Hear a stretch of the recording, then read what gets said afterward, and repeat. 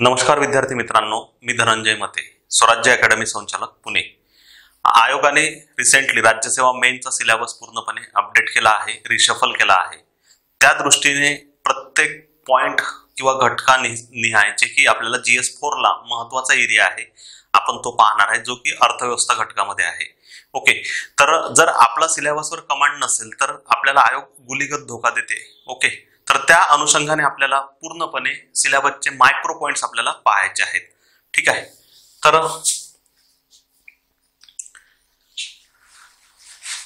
सुरुवातीला 1.1 यामध्ये राष्ट्रीय उत्पन्न हा घटक आहे। राष्ट्रीय उत्पन्न हा यापूर्वी सुद्धा आपल्या सिलेबस मध्ये होता, परंतु यामध्ये काही नवीन पॉइंट्स ऍड झाला, आपण तो पण पाहूया। ओके, आणि इम्पॉर्टन्स आपल्याला कुठे द्यायचं ते पण पाहूया। राष्ट्रीय उत्पन्नाचा अर्थ आणि सोबत व्याख्या ह्या करणं गरजेचे आहेत, कारण की व्याख्यावर सुद्धा मेन्सला अधूनमधून प्रश्न असतात। सहसा व्याख्या आयोग जे विचारते ते स्टेट बोर्ड मधूनच कव्हर करते, त्यामुळे स्टेट बोर्ड मधल्या व्याख्या आपल्याला लक्षात ठेवायच्या आहेत। ओके, राष्ट्रीय उत्पन्न मापनातील समस्या किंवा अडचणी। ओके, तर यामध्ये ज्या अडचणी आहेत, तात्विक अडचणी असतील किंवा व्यवहारिक अडचणी असतील, तर ह्या सुद्धा स्टेट बोर्ड मध्ये खूप व्यवस्थित दिलेल्या आहेत, तर ते सुद्धा आपल्याला करणं गरजेचं आहे। सर्वात इम्पॉर्टंट जो एरिया आयोगाने आजपर्यंत सर्वाधिक जे प्रश्न विचारले आहेत ते आहेत राष्ट्रीय उत्पन्न मोजण्याच्या पद्धती। एकूण किती आहेत? 3 आहेत, उत्पादन, उत्पन्न आणि खर्च। तर उत्पादन पद्धतीचे जे वेगवेगळे नाव आहेत, जसं की तिला अंतिम वस्तू पद्धत म्हणून ओळखतात, त्यानंतर मूल्यवर्धन पद्धत म्हणून ओळखतात किंवा मालसाठा पद्धत म्हणून, हे नाव सुद्धा लक्षात ठेवायचे आहेत। सोबत त्याची डेप्थ पातळी आपल्याला गाठायची आहे। त्यानंतर उत्पन्न आणि खर्च। तर राष्ट्रीय उत्पन्नामध्ये या 3 पैकी कोणती पद्धत विचारात घेतली जाते, ओके, कोणती विचारात घेतली जात नाही, तर हा सुद्धा एरिया आपल्याला कव्हर करायचा आहे। त्यानंतर राष्ट्रीय उत्पन्नाची आकडेवारी बाबतचे प्रश्न आहे, तिथं सुद्धा आपल्याला प्रश्न विचारू शकते। राष्ट्रीय उत्पन्नाची आकडेवारी स्वातंत्र्यपूर्व आणि स्वातंत्र्य नंतर। स्वातंत्र्यपूर्व 2 नाव आपल्याला व्यवस्थित करा, ते म्हणजेच VK राव आणि दुसरं जे आहे ते आहे दादाभाई नौरोजी। आणि स्वातंत्र्य नंतर आपल्याला राष्ट्रीय उत्पन्न समिती यांनी केलेल्या शिफारशी आपल्याला व्यवस्थित करायच्या आहेत। ओके, त्यानंतर 1.1 मध्येच राष्ट्रीय उत्पन्नामधील जो घटक आहे त्यामध्ये GDP, GNP आणि GVA या मार्केट प्राइस आणि फॅक्टर कॉस्ट म्हणजे बाजार किंमत आणि घटक किंमत या आधारावर करायचे आहेत। पॉइंट लक्षात ठेवा, GDP बाबत GDP करताना काही गोष्टी विशेष लक्षात ठेवा। GDP मूळ संकल्पना, त्यानंतर GDPचे रिलेशन्स, ओके, जसं की टॅक्स टू GDP रेशो असतील वेगवेगळे, तर त्या आकडेवारी संदर्भात लक्षात ठेवा। त्यानंतर GDPचा वापर, त्यानंतर GNP, okay, gross national product ही पूर्णपणे संकल्पना, ओके, त्यानंतर GVA ग्रॉस व्हॅल्यू ऍडिशन, याला कनेक्ट नेट व्हॅल्यू ऍडिशन्स करा। नेट व्हॅल्यू ऍडिशन्स केला म्हणजे राष्ट्रीय उत्पन्न मोजण्याची एक पद्धती आपल्याला लक्षात येते, उत्पादन पद्धत। ओके, म्हणजे ह्या 3 संकल्पना कोरिलेटेड करतात। जेव्हा उत्पादन पद्धत करणार तेव्हाच तुम्हाला GVA सुद्धा कव्हर होते। ओके, त्यानंतर व्यापार चक्र जे आहे, मुळात व्यापार चक्र हा जो पॉइंट आहे आपल्याला चलनवाढ सुद्धा कव्हर होतो, परंतु व्यापार चक्राच्या बाबतीत जर अनालिसिस पाहिलं असेल आपण आधीच्या जुन्या प्रश्नपत्रिकांच्या आधारे, तर व्यापार चक्रांसंदर्भात आयोगाने जो प्रश्न विचारलेला आहे तो क्रम संदर्भात विचारलेला आहे। म्हणजेच डिप्रेशन नंतर रिकव्हरी असेल, रिकव्हरी नंतर बूम असेल, बूम नंतर रिसेशन असेल, ही जी सायकल आहे, तर याबाबत आयोगाने प्रश्न विचारलेले आहेत। तर आता आपल्याला एक लक्षात ठेवा, क्रम आता मेन्स अँगलला जो प्रश्न येऊ शकते, तर याचे विशेष वैशिष्ट्ये सुद्धा लक्षात ठेवा। ओके, म्हणजे डिप्रेशन फेज मध्ये वस्तू अधिक सेवांची मागणी कमी असते किंवा जास्त असते, रोजगारावर काय परिणाम होतो, त्यानंतर उत्पादनावर काय परिणाम होतो, तर हे 3 ते 4 पॉइंट व्यवस्थित करणं गरजेचे आहे। त्यानंतर रोजगार आणि बेरोजगारीचे मापन। ओके, तर आपल्याला रोजगार घटकामध्ये कव्हर होतो, इथं वेगळं करण्याची गरज नाही। त्यानंतर पहा 1.2 आपल्याला जो घटक आहे वृद्धी आणि विकास। ओके, यामध्ये वृद्धी आणि विकास या 2 मूलभूत संकल्पना करणं गरजेचं आहे। ओके, पहिला पार्ट लक्षात ठेवा, वृद्धी आणि विकास संदर्भात। त्यानंतर निर्देशांका संदर्भात ह्युमन डेव्हलपमेंट इंडेक्स असेल, ISDI असेल, MPI असेल, GDI असेल आणि एटसेट्रा, जे की नवीन इंडेक्स असतील काही नव्यानं आलेले, तर हे करायचे आहेत। परंतु जो मुख्य भर द्यायचा आहे आपल्याला तो MPI आणि HDI, विशेष करून याबाबतची आकडेवारी, त्यानंतर यांच्या संकल्पना। ओके, त्यानंतर शाश्वत विकास हा जो घटक आहे त्यामध्ये शाश्वत विकासाचा अर्थ, त्याचे उद्दिष्टे, परिषदा, एसडीजी आणि एमडीजी गोल्स, विकास आणि पर्यावरण. तर इथं विशेष लक्षात ठेवा, ह्या ज्या परिषदा आहेत आणि एसडीजी एमडीजी गोल आहे इथं विशेष भर देणं गरजेचं आहे. ओके, त्यानंतर मानवी भांडवल असेल तर इथं संकल्पना आधारित प्रश्न येऊ शकतो. ओके, त्यानंतर लोकसंख्या हा जो घटक आहे आपल्याला, तो लोकसंख्येसंदर्भात जनगणना, इथं टोटल आकडेवारी, विशेष करून करंट संदर्भात. ओके, त्यानंतर आकडेवारी 2011ची जनगणनेसंदर्भात, त्यानंतर जनगणनेसंदर्भात लिंग गुणोत्तरे असतील, लोकसंख्येची घनता असेल, मृत्यूदर, जन्मदर. ओके, यांचे जे व्याख्या आहेत त्या सुद्धा करणं गरजेचं. अधूनमधून आयोगानं व्याख्या सुद्धा विचारलेल्या आहेत. त्यानंतर धोरणं असतील, यामध्ये 2 धोरणं 76चं आणि 2000चं, हे 2 धोरणं खूप महत्वाचे ठरतात. ओके, संक्रमण सिद्धांतांमध्ये फ्रँक नॉटनस्टाईन यांचा एक सिद्धांत जो आहे लोकसंख्या संक्रमणाचा सिद्धांत, त्याच्या 4 स्टेजेस जे आहेत भारतामधल्या, त्याच्या 4ही स्टेजेस खूप व्यवस्थित करा. विशेष करून 51 ते 81 ही स्टेज चांगली करा. त्यानंतर इतर जे सिद्धांत असतील, ओके, त्यानंतर पिरॅमिड्स असेल पॉप्युलेशन संदर्भातील, तर तो व्यवस्थित करा. तर यामध्ये एसडीआय, एमपीआय, परिषदा असतील पर्यावरणासंदर्भातील, एसडीजी एमडीजी गोल्स, ओके, त्यानंतर जनगणना, धोरणे, संक्रमण सिद्धांत आणि सिद्धांत, यामध्ये धोरणे व्यवस्थित करा. ही आकडेवारी आहे. बऱ्यापैकी इथं फॅक्च्युअल प्रश्न असल्यामुळे एक वेळ रीड करून एक्झामच्या 2 ते 3 महिने आधी केलेला हा डेटाबेस चांगला आहे. ओके, म्हणजेच वेळेवर केलेला हा चांगला ठरणार, कारण की आपण विसरणार नाही आणि लक्षात राहणार. ओके, म्हणजे सुरुवातीपासून जास्त वेळ तिथे देण्याची आवश्यकता नाही. 1-2 वेळ सुरुवातीला फक्त अंडरस्टँडिंग साठी रीड करा, परंतु जे फॅक्ट्स आपल्याला लक्षात ठेवायचे आहेत तर त्या शेवटच्या काळात जास्त रिवाइज केलेल्या चांगल्या राहतील. त्यानंतर यामध्येच आहे गरिबी हा घटक. ओके, गरिबीचे अर्थ आणि प्रकार विशेष लक्षात ठेवा. 2 प्रकार आहेत, एक सापेक्ष आहे आणि दुसरा निरपेक्ष. ओके, तर या दोघांसंदर्भातही यांचे जे वैशिष्ट्य आहेत ते व्यवस्थित लक्षात ठेवा. वैशिष्ट्यांवर आधारित प्रश्न येऊ शकतात, म्हणजेच यामधील कोणत्या गरिबीचे निर्मूलन होते, कोणत्या होऊ शकत नाही, सरकार कोणत्या गरिबी संदर्भात योजना तयार करू शकते, कोणत्या गरिबी संदर्भात तयार करू शकत नाही, विकसित देशांमध्ये कोणती गरिबी आढळून येते, विकसनशील मध्ये कोणती आढळते. तर हे जे प्रकार आहेत तर त्या अनुषंगाने आपल्याला करणं गरजेचे आहेत. त्यानंतर जे मापन केल्या जाते त्या संदर्भातील ज्या पद्धती आहेत, URP असेल, MRP असेल आणि MMRP असेल, तर ह्या 3 पद्धती बेसिक्स माहित असल्या पाहिजे. यांचा वापर कोणत्या समितीने केलेला आहे तो सुद्धा आपल्याला माहित असला पाहिजे. त्यानंतर दारिद्र्य निर्मूलन संदर्भात आपल्याला माहित असल्या पाहिजे योजना लक्षात ठेवा. अन्न, वस्त्र, निवारा, आरोग्य आणि शिक्षण याबाबतच्या ज्या योजना आहेत त्या विशेष लक्षात ठेवणं गरजेचे आहेत. ओके, आता अन्ना संदर्भात मिड डे मील स्कीम असेल. ओके, त्यानंतर अन्न सुरक्षा कायदा असेल, त्यानंतर अंत्योदय असेल. ओके, त्यानंतर इत्यादी.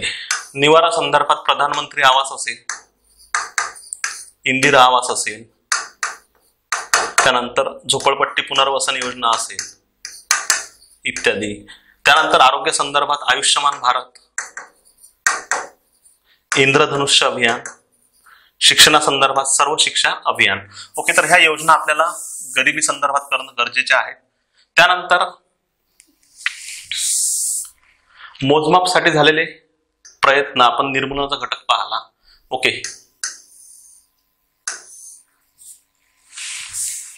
मोजमाप पद्धती ज्या आहेत त्यामध्ये URP, MRP आणि MMRP.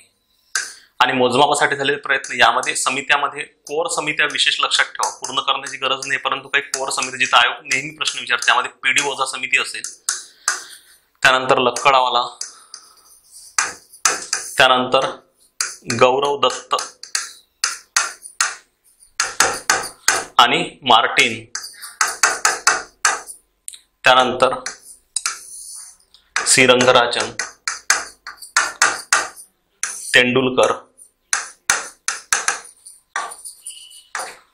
आणि योजना आयोगाच्या शिफारशी. तर ह्या ज्या समित्या आहेत यांच्यावर विशेष भर देणे गरजेचं आहे.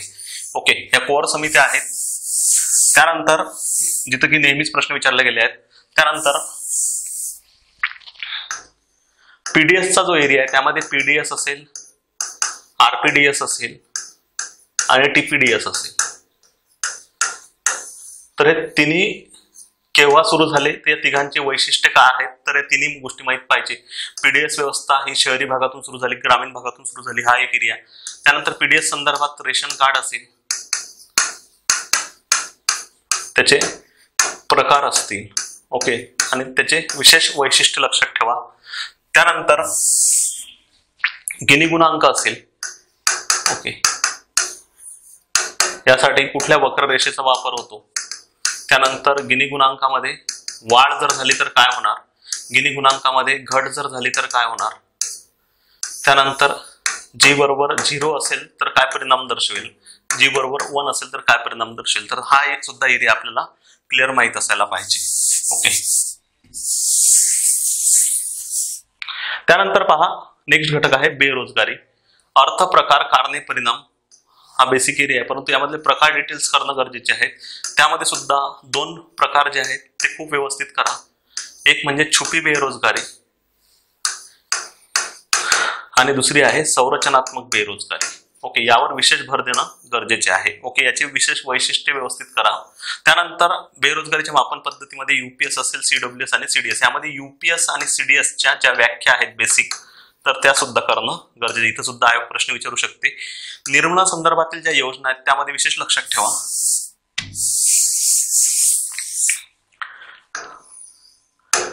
रोजगार हमी योजना 72 ची, त्यानंतर नरेगा ऍक्ट असेल,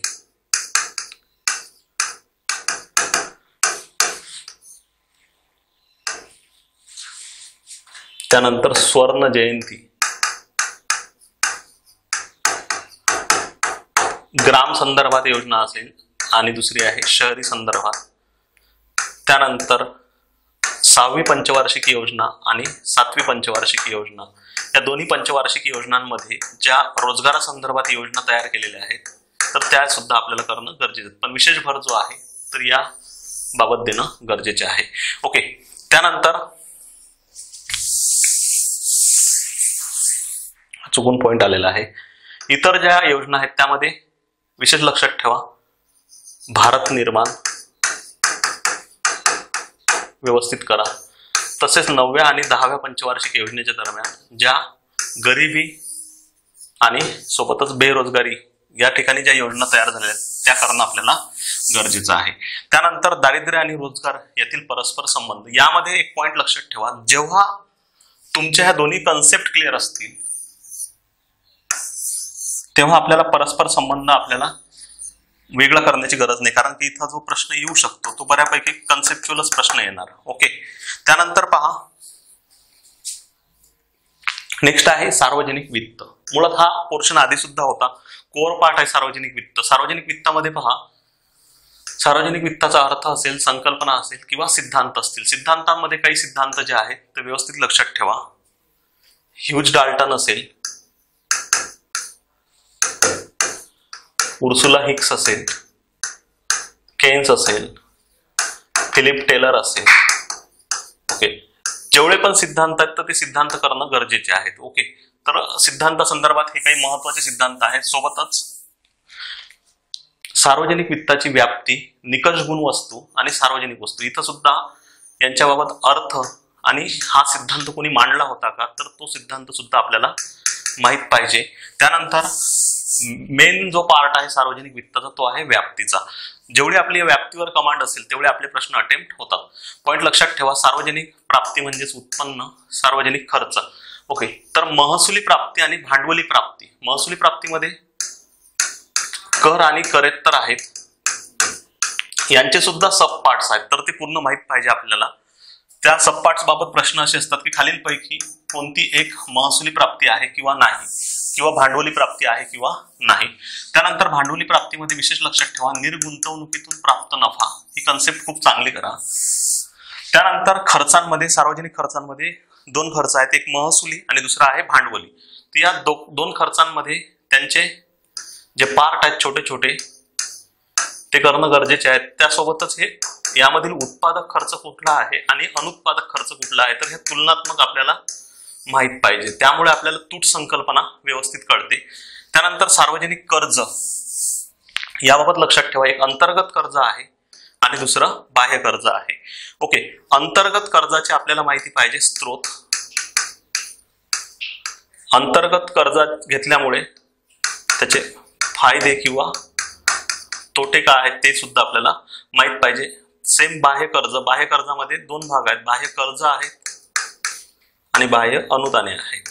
ओके, त्यानंतर भारताने तूट भरून काढण्यासाठी सर्वाधिक कर्ज अंतर्गत घेते की बाह्य घेते, तो आकडेवारी सुद्धा आपल्याला माहित पाहिजे. त्यानंतर सार्वजनिक व्यवस्थापन, या ठिकाणी व्यवस्थापनामध्ये आपल्याला माहिती पाहिजे समित्यांमध्ये विशेष करून लक्षात ठेवा लोक अंदाज असेल, लोकलेखा असेल,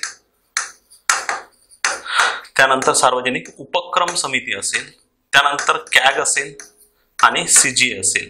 आता कॅग सुद्धा व्यवस्थित करा, त्यामध्ये ऑडिटचे प्रकार व्यवस्थित करा. त्यानंतर कॅग यांचं रिमूव्हल कोण करते, त्यांची नियुक्ती कोण करते, त्यांचा कार्यकाळ किती आहे आणि कॅगची कार्य. राजकोषीय धोरणामध्ये राजकोषीय धोरणाचा अर्थ, राजकोषीय धोरणाचा संबंध चलनविषयक धोरणासोबत, त्यानंतर राजकोषीय धोरणाचे प्रकार जे आहेत, राजकोषीय धोरणाचे उद्दिष्टे, त्यानंतर राजकोषीय धोरण आणि अर्थसंकल्प यांचा संबंध किंवा ह्या दोन्ही संकल्पना एक आहेत की वेगवेगळ्या आहेत, तर तो सुद्धा एरिया आपल्याला माहित पाहिजे. तर व्याप्तीमध्ये सर्वाधिक सार्वजनिक वित्तामध्ये हा एरिया खूप चांगला करणं गरजेचं आहे व्याप्तीचं. त्यानंतर पहा सार्वजनिक वित्त, यामध्ये आपल्याला दुसरा सिलेबसमध्ये जो पार्ट आहे तुटीचे प्रकार, त्यामध्ये आपल्याला आयोगाने दिलेल्या तूट ज्या आहेत त्या महसुली असेल, त्यानंतर अंदाजपत्रकीय तूट आहे आणि राजकोषीय तूट आहे. यामधील लक्षात ठेवा महसुली तूट आणि राजकोषीय तूट खूप व्यवस्थित करा. लक्षात ठेवा महसुली तूट आणि अंदाजपत्रकीय तुटीच्या बाबतीत सहसा जोड्या लावांमध्ये त्यांच्या व्याख्या विचारू शकते. ओके, परंतु आपल्याला जी डिटेल्स विचारल्या जाते नेहमीच तूट, तर ती विचारल्या जाते राजकोषीय तूट. ओके, राजकोषीय तूट हिचा पूर्ण अर्थ. ओके, त्यानंतर तिच्या वेगवेगळे सूत्र फॅक्ट संदर्भात असेल ती सुद्धा माहिती. त्यानंतर राजकोषीय तुटीचं जीडीपी सोबत असलेलं प्रमाण हे सुद्धा आपल्याला माहिती पाहिजे. त्यानंतर आहे इतर तूट मध्ये भांडवली तूट असेल, प्राथमिक तूट, रचनात्मक तूट, चलनविषयक तूट, प्रभावी महसुली तूट. यासाठी आपल्याला जे जुने प्रश्न आहेत तो एक बेसमेंट असेल आणि थोडंफार यांचं बेसिक, जास्त डिटेल इथं जाण्याची गरज नाही. बेसिक म्हणजेच भांडवली तूट किंवा भांडवली तूट म्हणजेच उत्पादक तूट आहे. त्यानंतर प्राथमिक तूट, इथं व्याजाचा प्रभाव दिसते, तिची सुरुवात केव्हापासून झाली. रचनात्मक तूट कोणत्या तुटीसारखी दिसते. त्यानंतर चलनविषयक तूट, आरबीआय कडून घेतलेले कर्ज. प्रभावी महसुली तुटीचा वापर कशासाठी करतात, जसं की अनुदानांचा प्रभाव पाहण्यासाठी. ओके, त्यानंतर जे अर्थसंकल्प आहेत त्यामध्ये पहा ट्रॅडिशनल असेल, आउटकम असेल, झिरो आणि जेंडर बजेट असेल. यामधील पॉइंट लक्षात ठेवा, हे तीन जे आहेत आणि सोबत एक यामध्ये परफॉर्मन्स बजेट आहे. ओके, हे तीन जे आहेत खालचे आउटकम, झिरो बेस आणि जेंडर, यांचे विशेष लक्षात ठेवा, यांची वैशिष्ट्ये, यांचा वापर केल्यामुळे होणारे फायदे किंवा तोटे आणि याबाबत असलेल्या थोड्याशा फॅक्ट्स. ओके, तर हे तीन एरिया खूप व्यवस्थित करा. बऱ्यापैकी आपण हा एरिया करतो, परंतु आयोग आजकाल हे जे प्रश्न आहेत हे खूप मोठ्या प्रमाणात विचारत चालला आहे. विशेष करून झिरो बेसच्या संदर्भात व्यवस्थित करा. त्यानंतर सार्वजनिक वित्त, यामधील तूट संदर्भात पहा. तूट का निर्माण झाली त्याची कारण माहित पाहिजे, कन्सेप्च्युअल. तुटीचे अर्थ उभारणी आणि अर्थभरणा. ओके, अर्थ उभारणीमुळे चलनवाढ निर्माण होते की मंदी निर्माण होते आणि अर्थ भरण्यामुळे चलनवाढ निर्माण होते की मंदी निर्माण होते. या रिलेशन बेस्ड प्रश्न आपल्याला माहित पाहिजे. त्यानंतर FRBM ऍक्ट जो आहे 2003चा, तर याचे उद्दिष्टे माहित पाहिजे 2009 पर्यंतचे. तसेच वार्षिक उद्दिष्टे माहित पाहिजे, प्रत्येक वर्षाला किती टार्गेट्स होते कमी करण्याचे. त्यानंतर FRBM ऍक्ट संदर्भात संसदेत किती विवरण पत्रक सादर केली जातात. ओके, तर त्या तिघांची नाव माहित पाहिजे. ओके, त्यानंतर FRBM हा ऍक्ट जो आहे या संदर्भात पुन्हा त्याचं पुनर्विलोकन केव्हा करण्यात आलं, तर तो एक एरिया माहित पाहिजे. ओके, तर हा एरिया आपल्याला जर माहित असेल तर इथले प्रश्न आपले शुअर शॉर्ट सुटतात. ओके, त्यानंतर पहा नेक्स्ट आहे 1.4 मुद्रा किंवा पैसा, आपण त्याला मनी म्हणून ओळखतो. पहा पैशा संदर्भात पैशा संदर्भात संकल्पना असेल, पैशाची कार्य असतील प्राथमिक, दुय्यम आणि आकस्मिक, प्रासंगिक. ओके, संकल्पनेसंदर्भात पॉइंट लक्षात ठेवा. पैशाची व्याख्या व्यवस्थित करा स्टेट बोर्ड मध्ये नवीन आलेल्या. त्यानंतर कार्य जे आहेत, कार्य कसे विचारता आपण सरळ सरळ वाचून सोडून नका देऊ. प्रश्न कसा येईल तेवढं पण सांगतो मी तुम्हाला. पहा, खालीलपैकी पैशाचे कोणते प्राथमिक कार्य नाही किंवा खालीलपैकी कोणते पैशाचे प्राथमिक कार्य आहे किंवा दुय्यम कार्य नाही, या टाइप्स म्हणजे कंपॅरेटिव्ह प्रश्न इथे विचारला जातात. त्यानंतर पहा, हाय पॉवर मनी ही संकल्पना, पैसा आधारभूत पैसा जर त्यानंतर हाय पॉवर मनी रिलेट करावं लागते आपल्याला M0 सोबत. ओके, त्यानंतर M0 मध्ये कोणता पैसा मोजला जातो, त्यानंतर M1 मध्ये, M2 मध्ये, M3 मध्ये आणि M4 मध्ये. तर या ठिकाणी विशेष लक्षात ठेवा, M0 आणि ब्रॉड मनी हे दोन व्यवस्थित करा, म्हणजे डिटेल्स यामध्ये जाणं गरजेचं आहे. त्यानंतर पहा, पैशाचे सिद्धांत, यामध्ये मापनासंदर्भात ज्या पद्धती वापरल्या तो शिकागो दृष्टिकोन असेल. ओके, त्यानंतर एक सिद्धांत जो आहे MV = PT वाला. ओके, आयर्विन फिशरचा, हा खूप व्यवस्थित करा, डिटेल्स करा. त्यानंतर केनचा सिद्धांत असेल आणि ग्रेशमचा, यामध्ये विशेष लक्षात ठेवा हा सिद्धांत खूप डिटेल्स करणं गरजेचं आहे. त्यानंतर नेक्स्ट आहे 1.4 मध्येच मुद्रा पैसामध्येच नेक्स्ट घटक आहे आपला चलनवाढ. ओके, पहा, मुळात चलनवाढीचे अर्थ, चलनवाढीचे कारण. चलनवाढीचे दोन कारण जे आहेत, एक मागणीजन्य कारणे म्हणजे मागणीत वाढ होणारे, आणि दुसरे आहेत पुरवठ्यात का घट होते, ते पुरवठाजन्य कारण. आता हे जे कारण आहेत, तर हे कारणांसंदर्भात आयोग जे प्रश्न विचारते, खालीलपैकी कोणते मागणीजन्य कारण आहेत किंवा मागणीजन्य कारण नाही. ओके, या टाइपचा इथं प्रश्न येईल. त्यानंतर चलनवाढीवर नियंत्रण दोन धोरणांमधून, चलनविषयक धोरणामधून कोण ठेवते, तर RBI, आणि राजकोषीय धोरणामधून केंद्र सरकार. तर हे दोन पॉइंट आपल्याला माहिती पाहिजे. ओके, तर राजकोषीय धोरणामधून करांच्या दरावर काय परिणाम होतो, त्यानंतर सार्वजनिक खर्चावर काय परिणाम होतो, त्यानंतर कुठला अर्थसंकल्प सादर केला जातो, शिल्लकीचा की तुटीचा. तर हे तीन पाठ खूप चांगले करा व्यवस्थित. RBIच्या बाबतीत व्याजदरावर काय परिणाम होतील, रेपोवर काय परिणाम होणार, तसेच चलनवाढीसोबत ही संकल्पना याच अँगलने करणं गरजेचं. मंदीचे कारण, अर्थ कारणे आणि मंदीवर नियंत्रण, सेम हेच घटक आहेत, परंतु ह्याचे पॅरामीटर्स टोटली उलटे आहेत. ओके, तर चलनवाढ आणि मंदी हा घटक खूप महत्वाचा आहे, कोर आहे. ओके, त्यानंतर आपले जे निर्देशांक आहेत, कन्झ्युमर प्राइस इंडेक्स असेल किंवा होलसेल प्राइस इंडेक्स असेल, तर हे दोन निर्देशांक करणं गरजेचे आहेत. पॉइंट लक्षात ठेवा, CPI आणि WPI, पण यामध्ये थोडं डिटेल्स करणं गरजेचं आहे WPI. ओके, तर WPI संदर्भात लक्षात ठेवा, किती वस्तू गटाच्या आधारे काढला जातो, त्यानंतर किती वस्तूंच्या आधारे आहे, त्यानंतर यामध्ये काय मोजतात, वस्तू की सेवा. ओके, तर हे 3 ते 4 घटक व्यवस्थित करा आणि त्याचे आधारभूत वर्ष, आणि त्या संदर्भात रिसेंटली कुठली समिती आहे का आधारभूत वर्षासंदर्भात, तर ती समिती करणं गरजेचे आहे. ओके, त्यानंतर आहे 1.5 आंतरराष्ट्रीय व्यापार. आंतरराष्ट्रीय व्यापारामध्ये लक्षात ठेवा, वृद्धीचे इंजन, त्यानंतर सिद्धांत, संकल्पना. विशेष लक्षात ठेवा, यामध्ये जर संकल्पना क्लिअर झाल्या तर बाकी पूर्ण सोपं होते. यामधली महत्वाची संकल्पना लक्षात ठेवा, BOP. ओके, BOP वरील दोन्ही खाते लक्षात ठेवा, एक चालू, त्यानंतर दुसरं आहे भांडवली. ओके, चालू खात्यावरील 2 खाते लक्षात ठेवा, एक दृश्य, त्याला आपण म्हणू शकतो BOT, बॅलन्स ऑफ ट्रेड, आणि दुसरं आहे अदृश्य. त्यानंतर भांडवली खात्यावरील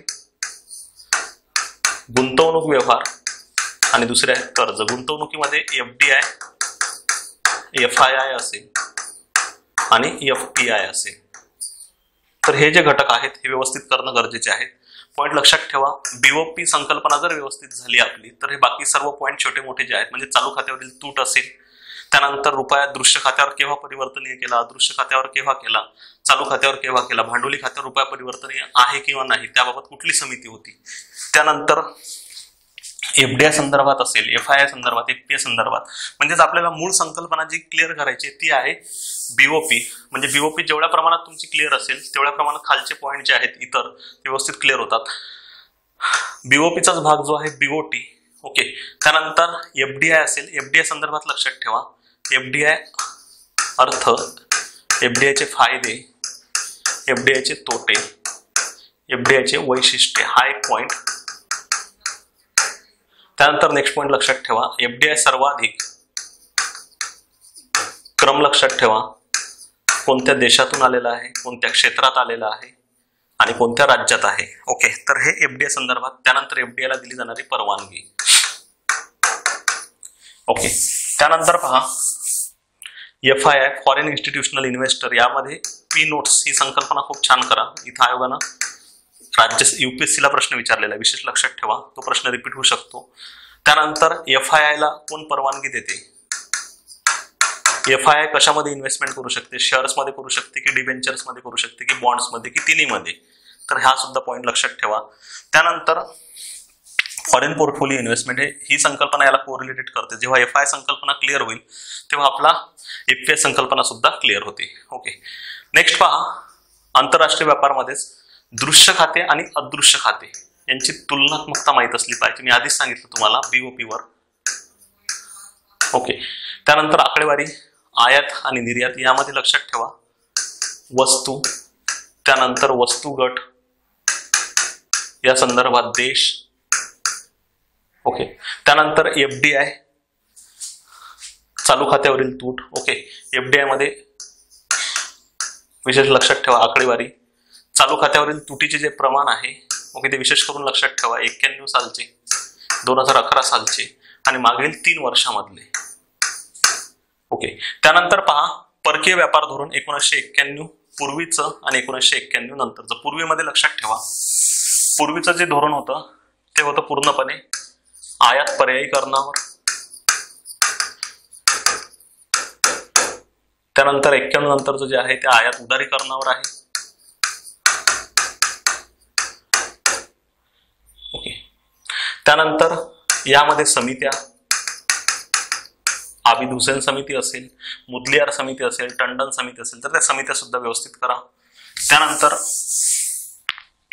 बहुराष्ट्रीय कंपनी, यामध्ये तिचे वैशिष्ट्य लक्षात ठेवा बहुराष्ट्रीय कंपनीचे. आणि काही भारतामध्ये ज्या आलेल्या कंपन्या आहेत त्यामधील टॉप 10 कंपन्या ऍटलिस्ट आपल्याला माहित असल्या पाहिजे, त्यांचे नाव सुद्धा आयोग विचारू शकते.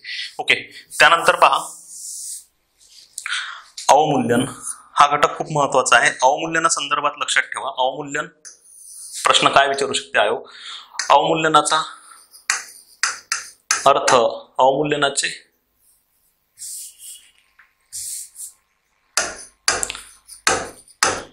उद्दिष्ट,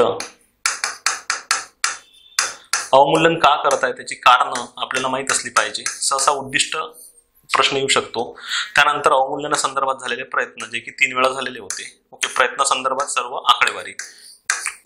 थोडं हे पॅटर्न जुनं झालेलं आहे, प्रयत्न संदर्भातील प्रश्न सुद्धा खूप आलेले आहेत, परंतु हा एरिया खूप चांगला करा. ओके, त्यानंतर रुपयाचे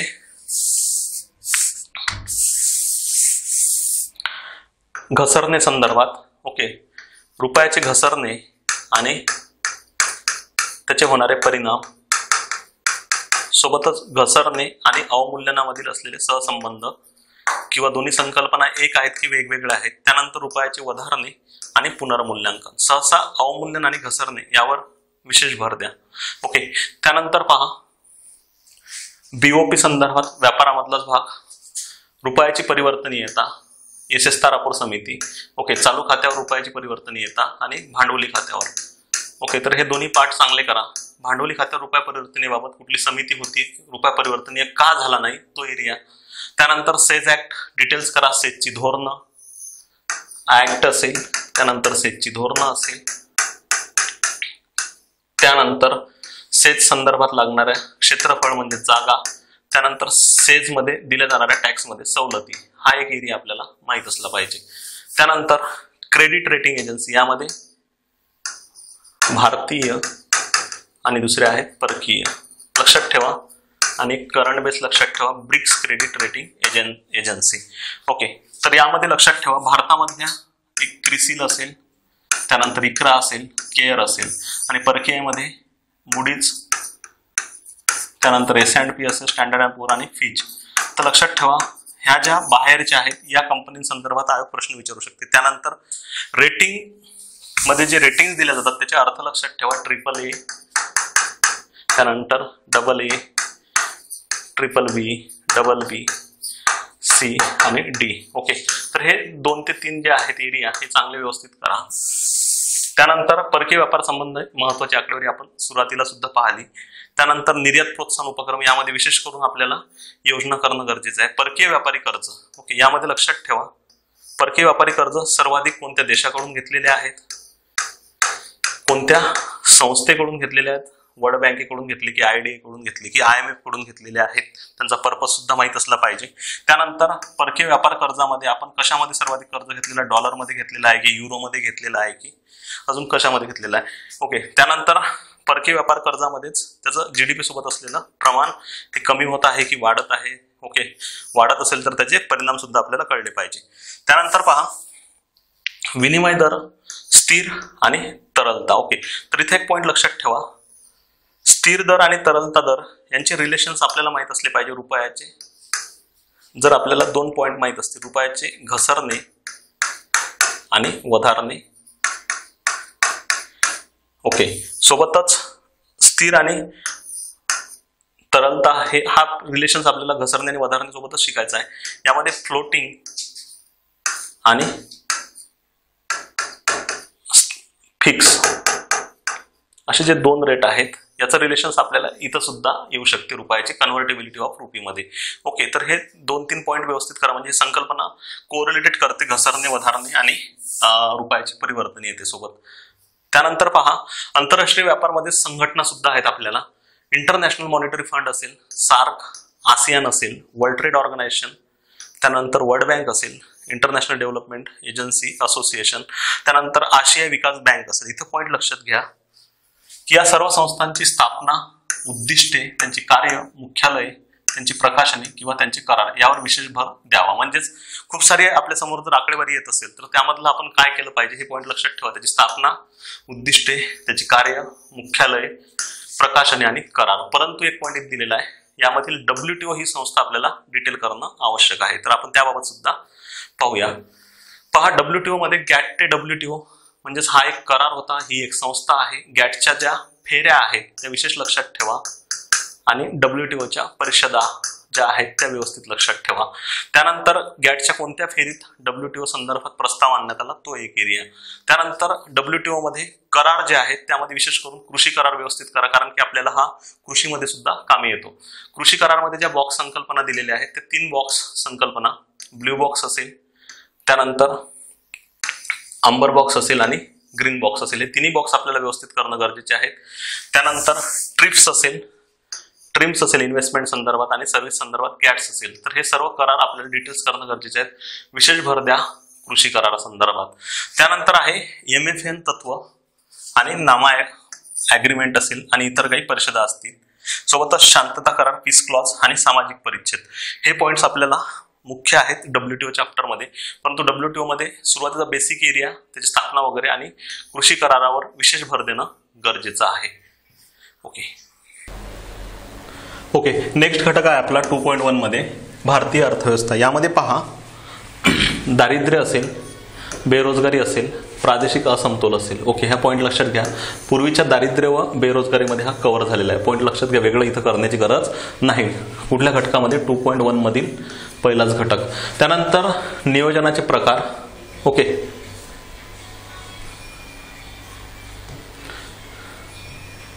नियोजनाच्या प्रकारमध्ये आदेशाद्वारे असेल, प्रलोभनाद्वारे आणि सूचक या तिघांचेही विशेष लक्षात ठेवा, वैशिष्ट्य व्यवस्थित करा. ओके, या तिघांचे वैशिष्ट्य जर आपण व्यवस्थित केले तर आपल्याला व्यवस्थित कन्सेप्ट क्लिअर होतील आणि इथं आपल्याला प्रश्न सुटण्याचे चान्सेस वाढतात. त्यानंतर नियोजन आयोग असेल, नीती आयोग असेल, यांच्या स्थापना, रचना, कार्य, उद्दिष्टे. सोबत इथं अजून एक आयोग करा, नॅशनल डेव्हलपमेंट काउन्सिल असेल. ओके, त्यानंतर इथंच आपल्याला रिलेटेड एक पॉईंट दिलेला नाहीये पण तो आपल्याला क्लिअर करायचा आहे, तो म्हणजे पंचवार्षिक योजना. म्हणजे जरी सिलेबसमध्ये नसेल तरी आपल्याला हा एरिया क्लिअर करायचा आहे. ओके, तर हे जे आहेत नियोजनासंदर्भातील घटक हे व्यवस्थित लक्षात ठेवा. यामध्ये आदेशाद्वारे, प्रलोभनाद्वारे आणि सूचकचा वापर भारतामध्ये केव्हापासून झालेला आहे. ओके, आणि आदेशाद्वारे हे केव्हापर्यंत होते, प्रलोभनाद्वारे हे कुठं वापरला जाते, हा एक पॉईंट लक्षात ठेवा. त्यानंतर नेक्स्ट घटक आहे आपला भारतीय अर्थव्यवस्थेमध्येच LPG, उदारीकरण, खाजगीकरण आणि जागतिकीकरण. इथं पॉईंट लक्षात घ्या. इथं प्रश्न जे येणार आहेत ते आपल्याला अर्थसंकल्पना आणि व्याख्या. आता इथं लक्षात घ्या, LPG मध्ये जर आपण पंचवार्षिक योजनांमधील 7वी आणि 8वी पंचवार्षिक योजना जर व्यवस्थित केली तर हा घटक खूप छान प्रकारे क्लिअर होतो, म्हणजे आपल्याला त्याचा एक बेसमेंट कळतो. त्यानंतर दुसरा एरिया लक्षात घ्या, LPG मधीलच लिबरलायझेशनचा काय अर्थ आहे, प्रायव्हेटायझेशनचा काय आणि ग्लोबलायझेशनचा. लिबरलायझेशनचा अर्थ करताना आपल्याला जे ऍक्ट आहेत ते व्यवस्थित करा. MRTP, स्पर्धा कायदा, फेरा आणि फेमा. त्यानंतर प्रायव्हेटायझेशनमध्ये निर्गुंतवणूक व्यवस्थित करा आणि ग्लोबलायझेशनमध्ये आयात आणि निर्यात याचा मुक्त संचार आहे तो एरिया व्यवस्थित क्लिअर करा. त्यानंतर पहा 1991 पूर्वीचे जे धोरणं होते आणि 91 नंतरचे LPG संदर्भात. 91 पूर्वी मोठ्या प्रमाणात सरकारची जी नीती होती ती हस्तक्षेप नीती होती आणि 91 नंतर जी नीती झालेली आहे ती निरहस्तक्षेप नीती. हे 2 पॉईंट क्लिअर असणं गरजेचे आहे. ओके, त्यानंतर आर्थिक सुधारणा संदर्भात आपल्याला घटक दिलेला आहे. एक आर्थिक सुधारणा, यामध्ये करांसंदर्भात झालेल्या सुधारणा, बँकिंग, नाणे बाजार आणि भांडवली बाजार.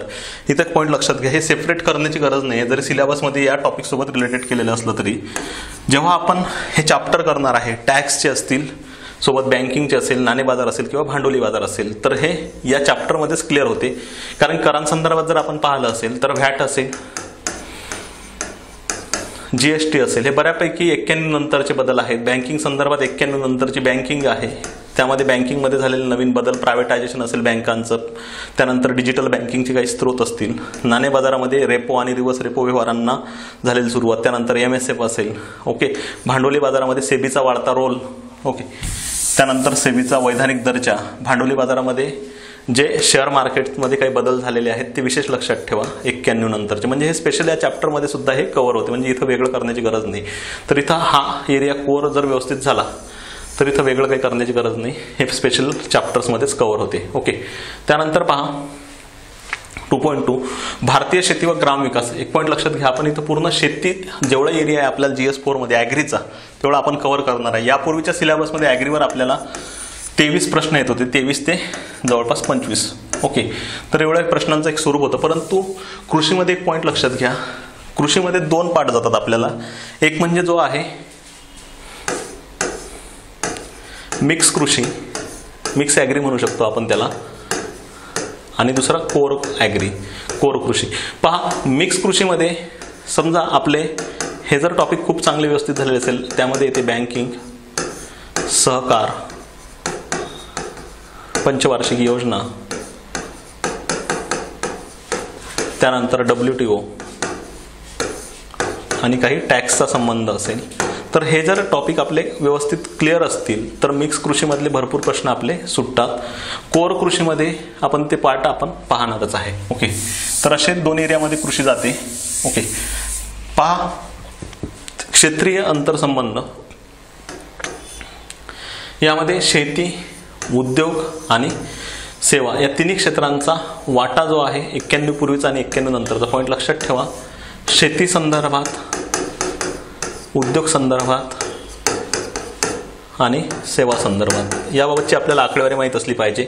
1951 ते 1900 जवळपास 63 पर्यंत शेती क्षेत्राचा वाटा हा वाढता होता की घटता होता. 63 नंतर 51 ते 63 पर्यंत उद्योगचा किती होता, सेवाचा किती होता, सोबतच 63 ते 91 दरम्यान 3 क्षेत्राचा वाटा, आणि 91 नंतर कोणतं क्षेत्र वेगाने वाढत गेलं, कोणतं स्थिर आहे आणि शेती सर्वात कमी आहे. म्हणजेच सेवा वेगाने वाढले, उद्योग स्थिर आहे आणि शेती सर्वात कमी आहे. तर हे अंतरसंबंध संदर्भातील प्रश्न आपल्याला माहिती पाहिजे. ओके, त्यानंतर प्रादेशिक असमतोल. यामध्ये हा एरिया पूर्णपणे कन्सेप्च्युअल जाऊ शकतो. ओके, इथं वेगळं काही करण्याची गरज नाही. जर व्यवस्थित इकॉनॉमिक झालेलं असेल तर हे कन्सेप्च्युअल प्रश्न अटेम्प्ट होतात. त्यानंतर शेतीचे प्रकार जे आहेत. ओके, तर या प्रकारमध्ये लक्षात घ्या, चुकीनं झालेले पॉईंट आहेत हे. यामध्ये करार शेती, त्यानंतर कॉर्पोरेट शेती किंवा याला आपण म्हणू शकतो कंपनी शेती, त्यानंतर सेंद्रिय शेती आणि ठराविक शेती. ओके, या बाबतीत आयोग प्रश्न विचारते म्हणजे विचारते हमखास. ओके, तर हा एक एरिया व्यवस्थित करा. ओके, त्यानंतर पहा हरित क्रांती. हरित क्रांतीचा अर्थ, हरित क्रांतीचे जनक, हरित क्रांतीचे फायदे आणि तोटे, हरित क्रांतीमुळे उत्पादकतेत झालेली वाढ, त्यानंतर हरित क्रांती कोणत्या क्षेत्रात सर्वाधिक यशस्वी झाली, जसे की तृणधान्यपुरतीच मर्यादित राहिलेली आहे. त्यानंतर हरित क्रांतीचे कोणते प्रदेश आहेत, म्हणजेच एरिया स्टेट वाईज जर आपण विचार केला तर कुठंही सर्वाधिक यशस्वी ठरली, तर तो सुद्धा एक एरिया आपल्याला माहीत पाहिजे. सोबतच हरित क्रांतीचं रिलेशन इतर क्रांतीसोबत आणि सोबत नीलक्रांती असेल आणि सोबतच श्वेतक्रांती असेल, हा सुद्धा एक एरिया आपला क्लिअर असायला पाहिजे. ओके, त्यानंतर पहा बायोटेक्नॉलॉजी. हा आपल्याला GS4 मधील सायन्स टेकमध्ये सुद्धा क्लिअर होतो, इथं वेगळं काही करण्याची गरज नाही आहे. कृषी किंमत निर्धारण. ओके, यामध्ये पहा कृषी मूल्य आयोग असेल, त्यानंतर मिनिमम सपोर्ट प्राइस असेल. यामध्ये मिनिमम सपोर्ट प्राइसमध्ये खरीप पिकांसंदर्भात, त्यानंतर रब्बी पिकासंदर्भात, इतर पिकं किती आहेत, तर हे आकडेवारी आपल्याला माहीत पाहिजे. MSP मध्ये रिसेंटली सरकारने किती वाढ केली, MSP ही कोणत्या सूत्राच्या आधारे दिली जाते. ओके, त्यानंतर खरेदी किंमत माहीत पाहिजे. त्यानंतर फिक्स रेम्युनरेटिव्ह प्राइस FRP आणि इश्यू प्राइस. खरेदी किंमत ही केव्हा दिली जाते ते माहीत पाहिजे, MSP ही केव्हा दिली जाते ते माहीत पाहिजे. ओके, तर विशेष या ठिकाणी भर लक्षात ठेवा, MSP वरच देणं गरजेचं आहे. त्यानंतर पहा कृषी विपणन संदर्भात विशेष लक्षात ठेवा APMC ॲक्ट आणि काही विशेष लक्षात ठेवा की बाजार समित्यांसंदर्भात महाराष्ट्र सरकारचे असलेले कायदे. त्यानंतर बाजार समित्या असतील, बाजाराचे स्वरूप असेल, त्यानंतर पॅकिंग असेल. पॅकिंग संदर्भात, ब्रँडिंग संदर्भात थोडा कन्सेप्च्युअल एरिया करणं गरजेचं आहे. ओके, इथं फॅक्च्युअल एरिया करणं गरजेचं आहे कायद्यांच्या बाबतीत. ओके, त्यानंतर पहा कृषी पतपुरवठा. ओके, यामध्ये कृषीला दिली जाणारे कर्ज मुदत, अल्प मुदतीची, मध्यम आणि दीर्घ. ओके, तर याचे कालावधी आपल्याला माहीत पाहिजे. अल्प मुदतीचं कर्ज किती कालावधीसाठी असते, मध्यमसाठी आणि दीर्घसाठी. ओके, म्हणजे 5 वर्षापेक्षा जास्त, त्यानंतर 3 ते 5 वर्ष आणि 18 महिन्यापेक्षा कमी. ओके, 18 ते 3 महिने, 3 वर्ष, 18 ते 5 वर्ष, त्यानंतर 18 महिने ते 5 वर्ष आणि 5 वर्षापेक्षा जास्त. त्यानंतर स्त्रोत पहा संघटित आणि असंघटित. इथं लक्षात ठेवा, विशेष लक्षात ठेवा, असंघटित क्षेत्र, असंघटित क्षेत्रामधील कर्ज घेण्याचं प्रमाण, त्याची कारणे माहीत असले पाहिजे, त्याचे होणारे परिणाम माहीत असले पाहिजे. याबाबत सुद्धा आयोग कन्सेप्च्युअल प्रश्न विचारू शकतो. या ठिकाणी विशेष लक्षात ठेवा AD गोरवाला समितीच्या शिफारशी सुद्धा व्यवस्थित करा 1951च्या AD गोरवाला समिती. ओके, त्यानंतर कर्जबाजारीपणाची कारणं, कृषी कर्जाची गरज का असते, खरीपसाठी का असते, रब्बीसाठी का असते ते माहिती पाहिजे. कृषी पतपुरवठ्याचे मुख्य स्त्रोत आणि इत्यादी योजना. पहा यामध्ये काही डिटेल्स पाठ करणं गरजेचं आहे. नाबार्ड जे की पंचवार्षिक योजनांमध्ये सुद्धा क्लिअर होते. ओके, रिजनल रुरल बँक हे बँकिंगमध्ये क्लिअर होते. किसान क्रेडिट कार्ड हे बँकिंगमध्ये क्लिअर होते. त्यानंतर अग्रक्रम क्षेत्र कर्ज पुरवठा, PSL साठी किती द्यायचे आहेत, PSL मधल्या 40% कृषीसाठी 18%. हा जो भाग आहे हा सुद्धा बँकिंगमध्ये क्लिअर होते. अग्रणी बँक योजना असेल बँकिंगमध्ये क्लिअर होते. सहकारी बँका, भूविकास बँका हे बऱ्यापैकी बँकिंगमध्येच क्लिअर होते. ओके, म्हणजेच मी आधीच सांगितलं आहे तुम्हाला की हे मिक्स कृषीचा बऱ्यापैकी पार्ट आहे. त्यानंतर कृषी मूल्य आणि इत्यादी संस्था, कृषी मूल्यासंदर्भातील कृषी मूल्य हा आपल्याला पार्ट जो आहे आपण कृषी मूल्य आयोगमध्येच क्लिअर होतो. आयोग इत्यादी संस्थांमध्ये पहा आयसर असेल, यमसर असेल, अफेडा असेल, नाफेड, ट्रायफेड, त्यानंतर केंद्रीय कृषी मूल्य आयोग, APMC, इनाम असेल, ही योजना आहे, NCDC असेल, FCI असेल. ओके, आणि WTO आणि कृषी करार असेल. हा मुळात WTO मध्येच कव्हर होतो. ह्या ज्या संस्था आहेत यावर 2 ते 3 प्रश्न आरामात भेटतात. ओके, पॉईंट लक्षात ठेवा, यामध्ये यांची स्थापना, यांचे उद्दिष्ट आणि हे कुठल्या मंत्रालयाअंतर्गत काम करतात एवढं आपल्याला माहीत असणं गरजेचं आहे. ओके, त्यानंतर आहे जलसिंचन आणि जलव्यवस्थापनाचा आपला एरिया. सिंचनाचे स्त्रोत, विहीर, कालवे आणि तलाव. मुळात पॉईंट लक्षात ठेवा, दोन भाग जातात. आधीचं जे जलसिंचनाचे स्रोत होते त्यामध्ये सर्वाधिक पहिल्या नंबरमध्ये होते कालवे, त्यानंतर दुसऱ्या नंबरवर होत्या विहिरी, तिसऱ्या नंबरवर तलाव आणि चौथ्या नंबरवर इतर स्रोत. आता हा क्रम बदललेला आहे. पहिल्या नंबरात विहिरी आलेल्या आहेत. तर त्या विहिरी का आल्या, म्हणजे भारतामध्ये सर्वाधिक जलसिंचनासाठी विहिरीचा उपयोग होतो, विहिरी प्लस कूपनलिका. तर त्याची कारणं आपल्याला माहिती असले पाहिजे. त्यानंतर जलव्यवस्थापन, यामध्ये आपल्याला माहिती असले पाहिजे प्रकल्प लघु, मध्यम आणि मोठे. भारतामध्ये सर्वाधिक जे प्रकल्प आहेत ते लघुच आहेत. महाराष्ट्रामध्ये सुद्धा लघु प्रकल्प हे खूप मोठ्या प्रमाणात आहेत. तर लघु प्रकल्प का तयार केले जातात, कारण की त्याची लागणारी कॉस्ट ही कमी असते, त्याला लागणारा वेळ, त्याला लागणारा क्षेत्रफळ हे कमी असते. त्यामुळे लघु जलसिंचन प्रकल्प हे मोठ्या प्रमाणात आहेत. तसेच योजना आयोगाने या तिघांचे केलेल्या व्याख्या हे आपल्याला माहिती असल्या पाहिजे. ओके. त्यानंतर पहा पशुधन, उत्पादकता आणि वनीकरण. इथं लक्षात ठेवा कृषी गणनेची आकडेवारी, त्यानंतर श्वेतक्रांती, नीलक्रांती, ओके, वन अहवाल असेल, ओके, रिसेंटली आलेला व्याघ्र गणना अहवाल असेल. हे जे अहवाल आहेत करंट मधले हे सुद्धा आपल्याला इथं माहिती पाहिजे. त्यानंतर कृषी अनुदाने, यामध्ये रासायनिक खतं, वीज आणि सिंचन. तर यामध्ये लक्षात ठेवा सर्वाधिक अनुदाने रासायनिक खतांना दिली जातात, त्यामध्ये सुद्धा युरियाला दिली जातात. तर त्याची कारणं माहीत पाहिजे, युरियालाच का. त्यानंतर ही जी अनुदाने दिली जातात ही केंद्र सरकार कोणती अनुदाने देते आणि राज्य सरकार कोणती अनुदाने देते. ओके. त्यानंतर अन्ना संदर्भातीलच पीडीएस असेल, टीपीडीएस असेल किंवा आरपीडीएस असेल. त्यानंतर अंत्योदय योजना असेल, अन्न सुरक्षा योजना असेल, रेशन कार्डचे प्रकार असेल. हे मुळात आपल्याला गरिबीमध्ये सुद्धा कव्हर होते. ओके, हा पॉईंट लक्षात ठेवा. हा जो पॉईंट आहे हा आपल्याला गरिबीमध्ये सुद्धा कव्हर होते आणि या ठिकाणी सुद्धा आहे, म्हणजे मिक्स कृषीचा भाग झाला. त्यानंतर कृषी बाजारपेठा, यामध्ये गॅट ते कृषी कराराचे होणारे परिणाम. ओके, हा बऱ्यापैकी आपल्याला WTO मधील कृषी करारामध्ये क्लिअर होते. ग्रामीण विकास धोरणे, ओके, या ठिकाणी बऱ्यापैकी आपल्याला योजना करणं गरजेचं आहे. त्यानंतर कृषीचे महत्त्व लक्षात ठेवा, GDP मध्ये असलेले कृषीचे महत्त्व, राष्ट्रीय उत्पन्नात असलेले कृषीचे महत्त्व, आयातीत असलेला वाटा आणि निर्यातीत असलेला वाटा, हे बऱ्यापैकी फॅक्च्युअल डेटा लक्षात ठेवणं गरजेचं आहे. पूर्णपणे आकडेवारी. ओके. त्यानंतर पहा शेतीचे आकारमान, सीमांत, लघु, निम्न मध्यम शेतकरी, मध्यम शेतकरी आणि मोठे शेतकरी. इथं 2 पॉईंट व्यवस्थित लक्षात ठेवा. एक म्हणजे सीमांत शेतकरी यांची वाढती संख्या आणि मोठे शेतकरी यांची घटती संख्या. ओके, तर याची माहिती पाहिजे आपल्याला कारण. ओके. त्यानंतर लक्षात ठेवा सीमांत शेतकरी आणि मोठे शेतकरी यांच्या संदर्भातील आपल्याला माहित पाहिजे व्याख्या, म्हणजे किती एकरच्या आधारावर हे ठरवलं जाते. क्षेत्रफळ, जोड्या लावांसंदर्भात तो प्रश्न असू शकतो आपल्याला एक. त्यानंतर नेक्स्ट एरिया आहे यांच्या संदर्भात सीमांत शेतकऱ्याची पर हेक्टरी उत्पादकता ही जास्त राहणार की मोठ्या शेतकऱ्यांची उत्पादकता ही जास्त राहणार. तर उत्पादकते संदर्भात सुद्धा आपल्याला इथं प्रश्न येऊ शकतो. त्यानंतर पहा शेतकऱ्यांचे उत्पन्न दुप्पट करण्याबाबत सरकारचे धोरण. या ठिकाणी आपल्याला योजना, रिसेंटली MSP मध्ये केलेली वाढ जे असेल, त्यानंतर इतर योजना ज्या असतील सॉइल संदर्भात असतील किंवा पाण्यासंदर्भात असतील. ओके. त्यानंतर जमीन सुधारणा, यामध्ये जमीन सुधारणा कायदा असेल तो करणं गरजेचं आहे.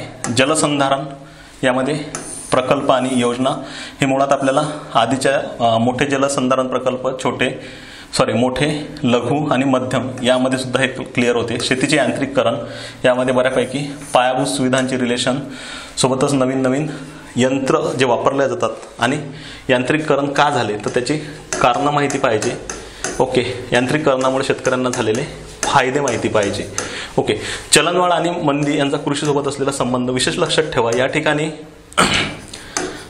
चलनवाढ जी निर्माण होते ते पुरवठ्यात घट झाल्यामुळे आणि मागणीत वाढ झाल्यामुळे.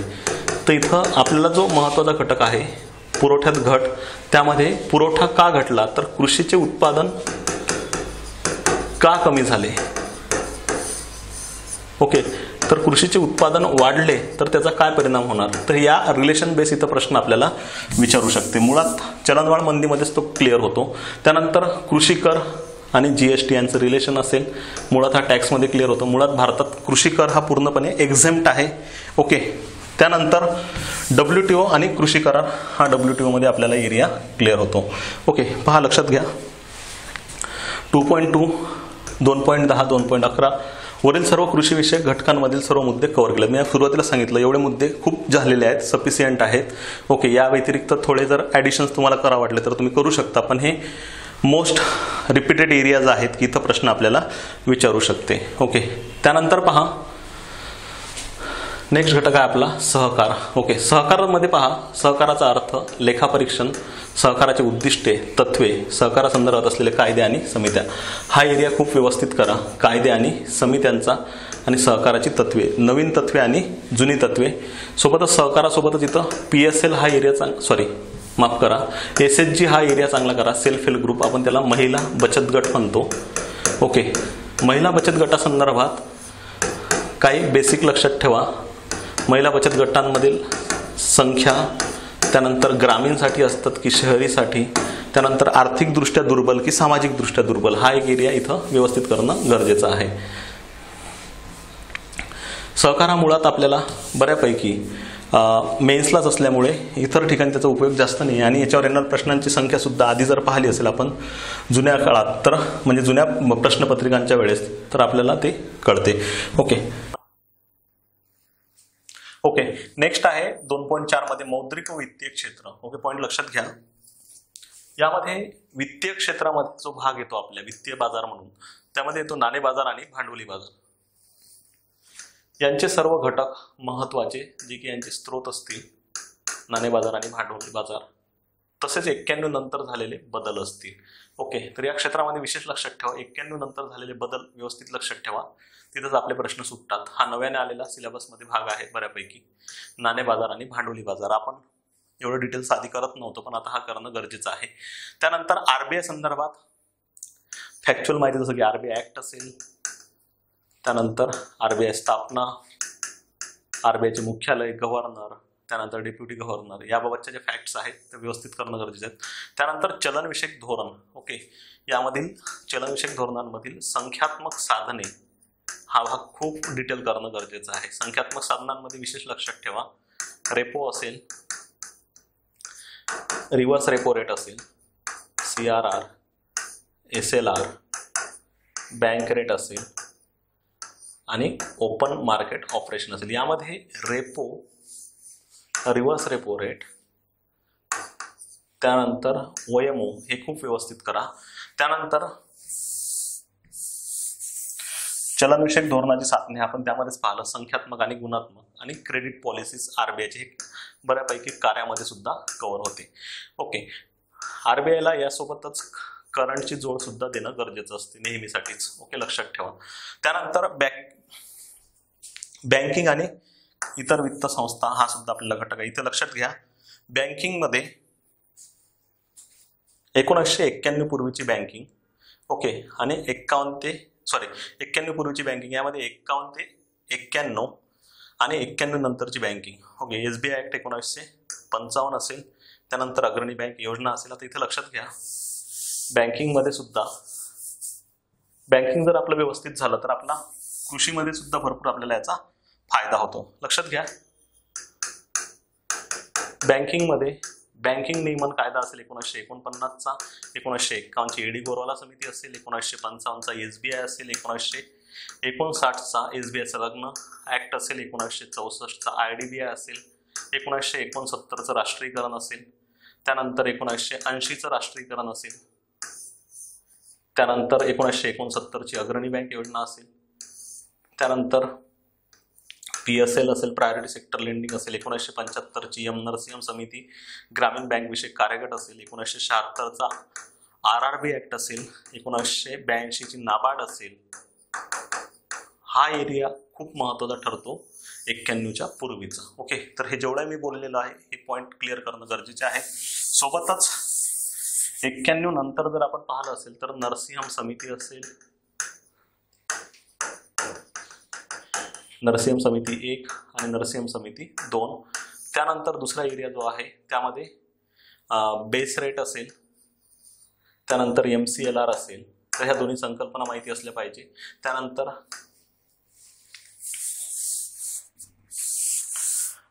प्रायव्हेट सेक्टरमधील बँक असतील, बऱ्यापैकी आपल्याला फक्त माहित असलं पाहिजे स्थापना करण्यासाठी काय लागते. तर त्यानंतर जनधन योजना असेल,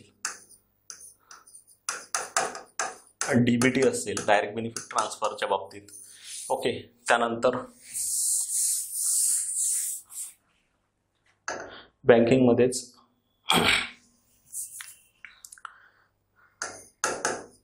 क्रार रेशो असेल, रिसेंटली करंट मधला. ओके, त्यानंतर 2002चा सिक्युरिटायझेशन ऍक्ट असेल, एनपीए संकल्पना असेल. त्यानंतर पेमेंट बँका, स्मॉल बँका. बँकिंग खूप मोठा एरिया आहे. ओके, तर हे जे मुद्दे आहेत बऱ्यापैकी हे क्लिअर करा, परंतु सर्वाधिक भरा 51 ते 91 दरम्यान व्यवस्थित द्या. आपल्याला मेन्स दृष्टीनं हा एरिया खूप महत्वाचा आहे. ओके, त्यानंतर नेक्स्ट एरिया पहा 2.5 मध्येच सार्वजनिक वित्त आणि वित्तीय संस्था. ओके, इथे लक्षात घ्या, यामधील महसुलाचे स्रोत आणि खर्चाचे प्रकार, तुटीचा अर्थ भरणा, हा सर्व भाग 1.3 मध्ये कव्हर झाला. 1.3 म्हणजे सार्वजनिक वित्त मध्ये आपण हा कव्हर केलेला, इथं पुन्हा करण्याची गरज नाही, सिलेबस इथं ओव्हरलॅप होते. त्यानंतर आयोगाचा कोर एरिया आहे टॅक्स. टॅक्समध्ये लक्षात घ्या, प्रत्यक्ष कर आणि अप्रत्यक्ष कर यांचे तुलनाजन्य प्रश्न आपल्याला आयोग इथे विचारते. त्यांचे स्वरूप लक्षात घ्या, त्यामध्ये येणारे टॅक्स कोणते कोणते आहेत ते लक्षात घ्या. ओके, म्हणजेच प्रत्यक्ष करामध्ये वैयक्तिक आयकर आणि कंपनी कर असेल. त्यानंतर अप्रत्यक्ष करामध्ये उत्पादन शुल्क असेल, सेवा कर असेल, रद्द जरी झालेली असेल तरी पण ते करावं लागेल, सोबत व्हॅट असेल. तर हे दोन्ही कर आपल्याला डिटेल्स करणं गरजेचं आहे. कराघात आणि करभार संकल्पना. ओके, भले की खूप नव्यानं जरी दिसत असलं तरी आपण हे आधी सुद्धा हे वाचताना वाचावंच लागत होतं, कराघात आणि करभार संकल्पना, कारण की याचं रिलेशन जे आहे ते अप्रत्यक्ष करांसोबत आहे. त्यानंतर जनरल अँटी अवॉइडन्स रूल, गारचे उद्दिष्ट लक्षात ठेवा. ओके, गार लागू होण्याचे ज्या डेट्स होत्या आधीच्या त्या लक्षात ठेवा, का लागू झाला नाही त्याचे कारणे लक्षात ठेवा. ओके, त्यानंतर डायरेक्ट टॅक्स कोड हा कशाची जागा घेणार होता, कुठल्या कायद्याची जागा घेणार होता ते सुद्धा लक्षात ठेवणं गरजेचं आहे. त्यानंतर कंपनी कर, वैयक्तिक आयकर असेल, सीमा शुल्क असेल, व्हॅट असेल, व्हॅट खूप डिटेल्स करा. ओके, मेन्स दृष्टीने. त्यानंतर समित्यांमध्ये विशेष लक्षात ठेवा, एक राजा चलैया आणि एक विजय केळकर समिती, त्यांच्या शिफारशी, आणि विशेष लक्षात ठेवा विजय केळकर समिती. त्यानंतर वित्त आयोग, यामध्ये आर्टिकल 280 असेल नाहीतर 243 आय असेल. तर हे दोन्ही वित्त आयोग चांगले करणं गरजेचं आहे. केंद्रीय वित्त आयोगामध्ये विशेष लक्षात ठेवा 12, 13, 14, 15. यामधील 14, 15 डिटेल्स करा, बाकी यांच्या थोड्याफार फॅक्ट्स, तेव्हा अध्यक्ष कोण होतं, क्रम वगैरे एखाद्या वेळेस विचारू शकते आयोग. त्यानंतर वित्तीय सुधारणांमध्ये नवीन करांमध्ये झालेले बदल, इथं काही वेगळं करण्याची गरज नाही. जेव्हा टॅक्स आपण करणार आहे, प्रत्येक कर जर आपण शिकलो असेल, सेवा कर हा सुद्धा नवीनच कर होता तेव्हासाठी. आता जीएसटी असेल, ओके, हा सुद्धा नवीनच आहे, यामध्ये जीएसटी सुद्धा करणं गरजेचं आहे. जीएसटी मध्ये काही पॉईंट जे आहेत ते व्यवस्थित लक्षात ठेवा. जीएसटी मध्ये नव्यानं समाविष्ट झालेले कलम व्यवस्थित करा. त्यानंतर जीएसटी संदर्भात ज्या तरतुदी आहेत, जीएसटीएन नंबर असेल व्यवस्थित करा. जीएसटी मध्ये समाविष्ट झालेले कर, ओके, हे 3-4 पार्ट खूप जास्त डिटेल्स करा. इतर नाही केलं तरी चालेल, पण आयोगाने सलग इथं प्रश्न विचारलेले आहेत. कलम, जीएसटीएन नंबर असेल आणि त्यामध्ये समाविष्ट झालेले कर असतील. त्यानंतर पहा 2.6 मध्ये उद्योग आणि सेवा क्षेत्र आहे. पहा उद्योगांचे महत्व आर्थिक व सामाजिक विकासात. इथे एक पॉईंट लक्षात ठेवा, उद्योग हा घटक करताना 1991 नंतर उद्योगांचं रिलेशन्स हे खूप व्यवस्थित करा. त्यानंतर इथं आकडेवारी महत्वाची ठरेल, महत्व म्हटल्यामुळे, आणि ही बऱ्यापैकी आर्थिक पाहणी अहवाल इथूनही क्लिअर होते. ओके, त्यानंतर उद्योगांचे रोजगारात असलेले महत्व हा रोजगार चॅप्टर मध्ये सुद्धा क्लिअर होते. त्यानंतर निर्यात आणि आयातीत असलेला उद्योगांचा वाटा. ओके, त्यानंतर पहा लघु उद्योग. ओके, आणि 91 नंतर लघु उद्योगांचे वाढते प्रमाण रोजगारात असेल. ओके, मोठे उद्योग असतील. त्यानंतर MSME ऍक्ट असेल, त्यामध्ये रिसेंटली झालेली सुधारणा असेल. ओके, त्याच्या व्याख्येत केलेला बदल असेल. हा पॉईंट करंट मधला आहे, व्यवस्थित लक्षात ठेवा. MSME संदर्भात असलेल्या समस्या, आजारी उद्योगांच्या बाबतीत असलेल्या समस्या, स्पेशल इकॉनॉमिक झोन हा व्यापारामध्ये सुद्धा कव्हर होतो, इथे सुद्धा आहे. स्पेशल पर्पज व्हेकल हा आपल्याला पायाभूत सुविधांमध्ये सुद्धा कव्हर होतो. ओके, औद्योगिक धोरणं यामध्ये 48, 56 आणि 91 हे 3 धोरणं एकदम बेसमेंट आहेत औद्योगिक धोरणांचे. ओके, यासोबतच आपल्याला करायचे आहेत महाराष्ट्राचे औद्योगिक धोरणं, पण आपल्याला जे डिटेल्स करायचे आहेत त्यामध्ये 56चं आणि 91चं औद्योगिक धोरण. मुळात 91च्या औद्योगिक धोरणाला LPGचं रिलेशन्स जर व्यवस्थित लागलं तर हे धोरण व्यवस्थित होते. ओके, त्यानंतर इतर घटकांमध्ये लघु, कुटीर आणि ग्रामोद्योग, तसेच इंडेक्स ऑफ इंडस्ट्रियल प्रोडक्शन आणि आर्थिक गणना यांची आकडेवारी. ओके, तर उद्योगांमध्ये थोडा कोर पार्ट जो असेल तो व्यवस्थित करा. त्यानंतर गाभा क्षेत्र म्हणून कोर सेक्टर्स कुठले आहेत ते व्यवस्थित करा. त्यांचा उत्पादनाचा दर का घटला तो एरिया आपल्याला करणं गरजेचं आहे. त्यानंतर पहा सेवा क्षेत्र. ओके, सेवा क्षेत्रामध्ये पहा, सेवा क्षेत्राची रचना तृतीयमध्ये, चतुर्थमध्ये आणि पंचकमध्ये. सेवा क्षेत्रामध्ये कुठल्या समस्या आहेत, ओके, त्यावर उपाय आणि सुधारणा. त्यासोबतच सेवा क्षेत्राचा वाटा जो असेल रोजगारात असेल, निर्यातीत असेल, त्यानंतर आयातीत असेल. ओके, निर्यातीत कुठल्या देशाला आपण सेवांची सर्वाधिक निर्यात करतो ते सुद्धा आपल्याला माहित असलं पाहिजे, व्यापारासोबत रिलेशन्स आहे याचं. ओके, त्यानंतर पहा पायाभूत सुविधा. पायाभूत सुविधांमध्ये रस्ते असेल, रेल्वे असेल, जलवाहतूक, हवाई, इंटरनेट, पोस्ट सुविधा. ओके, पॉईंट लक्षात घ्या, एकदम स्पेसिफाय करणं गरजेचं आहे. याबाबतच्या योजना, धोरणे, आकडेवारी, समित्या, ओके, तसेच झोपडपट्टी पुनर्वसन योजना असेल, हे मुळात ह्या ज्या योजना आहेत हे गरिबी संदर्भात सुद्धा आपल्या क्लिअर होतात. हे पायाभूत सुविधाला सुद्धा रिलेट करते. सोबतच build, operate and transfer, build, operate, on and transfer जे मॉडेल आहेत, public private partnership, special purpose vehicles, हे सुद्धा एक व्यवस्थित करणं गरजेचं आहे. त्याचा फुल फॉर्म जरी माहित असला तरी प्रश्न आयोगाने विचारलेला फुल फॉर्म ओरिएंटेड सुद्धा. ओके, तर हे model base. Okay, facts based. आता आले तरी प्रश्न किती येऊ शकतात, हायेस्ट म्हणू शकतो आपण. आता नवीन सिलेबस असल्यामुळे एक तर्क जरी लावला तरी 6 ते 8 प्रश्न येऊ शकतात जर डिफाईन केलं पूर्ण घटकनी आहे तर. यामध्ये आधीचं जे रेशो होतात ते तुम्हाला थोडाफार सांगतो. ओके, तर 2 प्रश्न हे थोडेफार फॅक्ट्स ओरिएंटेड जायचे. ओके, जे की धोरणं असतील किंवा योजना असतील याबाबत. 2 प्रश्न हे कोर पार्टकडे जायचे म्हणजेच कन्सेप्च्युअल. ओके, आणि 2-1 प्रश्न हे बऱ्यापैकी करंटकडे जात होते आणि आला तर एखादा प्रश्न या मॉडेलवर येत होता. तर हा जो डिस्ट्रीब्युशन आहे खूप व्यवस्थित करा, नाही तर आपण एकाच अनुषंगानं पायाभूत सुविधा जर केलं तर प्रॉब्लेम होऊ शकतो. त्यानंतर नेक्स्ट पहा, आंतरराष्ट्रीय व्यापार व भांडवल हा घटक 1.5 मध्ये कव्हर होतो, त्यामुळे इथं पूर्ण करण्याची गरज नाही आहे. महाराष्ट्राची अर्थव्यवस्था आहे 2.9. कृषी, उद्योग आणि सेवा याबाबतचे धोरणं आणि योजना. ओके, FDI महाराष्ट्राची आकडेवारी, दुष्काळ व्यवस्थापन याबाबत असलेल्या योजना जसं की जलयुक्त शिवार असेल, प्रायव्हेट मधली पाणी फाउंडेशन असेल, ते सुद्धा आपल्याला माहित असलं पाहिजे. ओके, यासाठी वेगळं काही मार्क्सचं वेटेज कमी असल्यामुळे महाराष्ट्राचा आर्थिक पाहणी अहवाल, अर्थसंकल्प म्हणजे बेसमेंट करंट जरी केलं तरी चालते, पण डिटेल जाण्याची इथं काही जास्त आवश्यकता नाही. त्यानंतर पहा कृषी 2.2, त्यानंतर 2.1.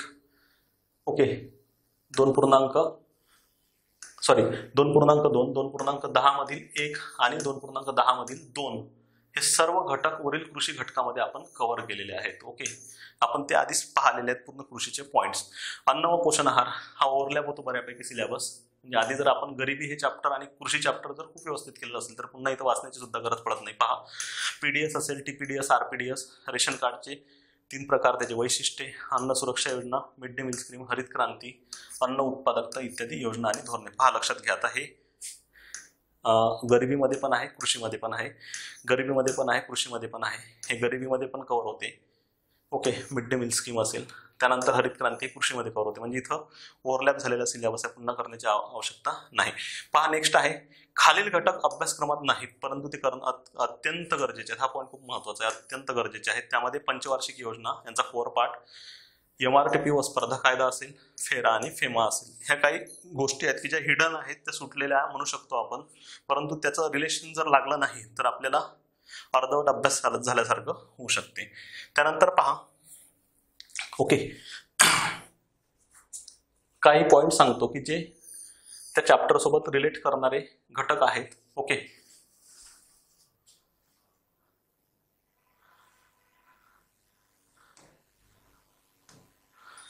पहा जे चॅप्टर सोबत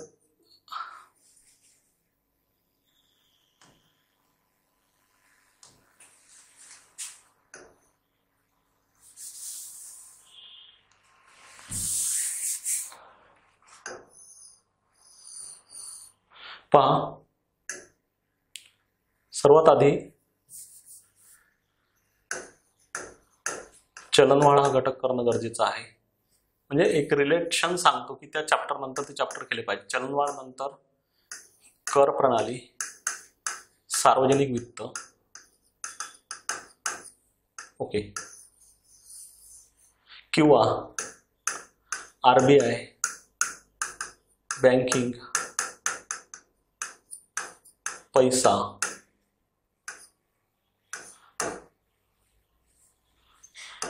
हा एक एरिया. त्यानंतर उद्योग सोबत व्यापार आणि LPG हा एक एरिया आणि कोर नियोजनाचा भाग हा एक एरिया. त्यानंतर पहा गरिबी, बेरोजगारी, त्यानंतर इंडेक्स, पंचवार्षिक योजना, लोकसंख्या, SDG प्लस MDG म्हणजे शाश्वत विकास. यामध्ये एक पॉइंट सुटला आहे आपला नाणे बाजार आणि भांडवली बाजार. ओके, त्यानंतर कृषी, सहकार, पायाभूत सुविधा.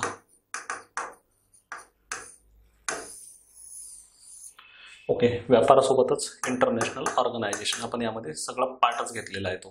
तर हे जे आहेत हे रिलेशन बेस्ड चॅप्टर्स आहेत. हा कोर एरिया आहे सर्व, जो की चलनवाढ, कर, सार्वजनिक वित्त, नाणे बाजार, भांडवली बाजार, नियोजन, RBI, बँकिंग, पैसा, उद्योग, व्यापार, LPG.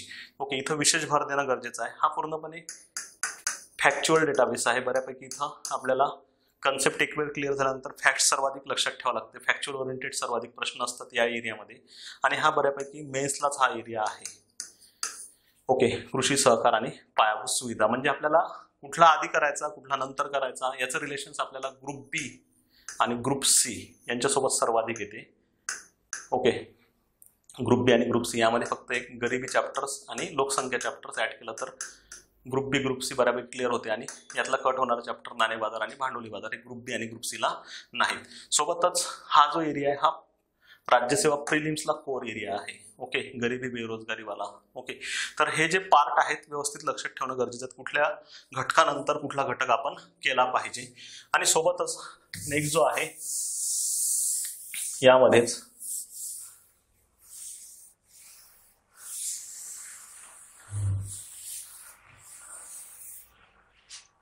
जी प्रायोरिटी दिली पाहिजे ही बऱ्यापैकी कोर एरियाज पासून दिली पाहिजे, कारण की इथं कोर एरियाज मध्ये हा भाग खूप मोठ्या प्रमाणात आहे संकल्पनांचा. ओके, त्यानंतर दुसरा एरिया जो आहे फॅक्च्युअल वाला आणि तिसरा एरिया जो आहे आपल्याला बऱ्यापैकी फक्त तो आपल्याला मेन्सलाच आहे. ओके, त्यानंतर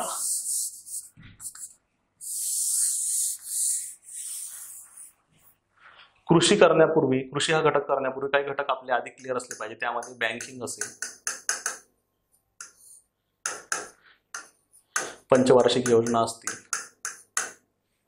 त्यानंतर सहकार, त्यानंतर WTO, त्यानंतर कर प्लस GSTचं काही रिलेशन असेल. ओके, हे जे एरिया आहेत हे बऱ्यापैकी आपल्याला कृषी करण्याच्या आधीच झालेले पाहिजे. नंतरच कृषी वाचलं तर आपल्याला सोबतच गरिबी सुद्धा एक, कारण गरिबीमध्ये आपल्याला कृषीमधले काही एरिया क्लिअर होतात, जसं की हा एरिया असेल. म्हणजे आपल्याला कृषी हा शेवटी जरी केला तरी आपल्याला हा घटक सफिशियंट आहे. पण सुरुवातीला कोअर पार्ट जर आपण व्यवस्थित केला तर आपल्याला चांगले मार्क्स मिळू शकतात. हे झालं GS4चं संपूर्ण एक विश्लेषण. ओके, आपले यापूर्वी सुद्धा भरपूर प्रमाणात व्हिडिओ झालेले आहेत. तुम्ही विद्यार्थी मित्रांनी मोठ्या प्रमाणात मला साथ दिलेली आहे, जे की सबस्क्रायबर पण मोठ्या प्रमाणात वाढलेले आहेत आणि व्ह्यूज सुद्धा मिळालेले आहेत. असंच आपल्याला एक डिजिटल जो प्रयोग आहे, आता कोविडमुळे हा प्रयोग मोठ्या प्रमाणात विस्तारलेला आहे. ओके, तर तुमची साथ मला अशीच मिळत राहो. ओके, तुमचे सहकार्य मला असेच राहत राहो, त्याबद्दल मी तुमचा अत्यंत ऋणी आहे. धन्यवाद. Okay, thank you.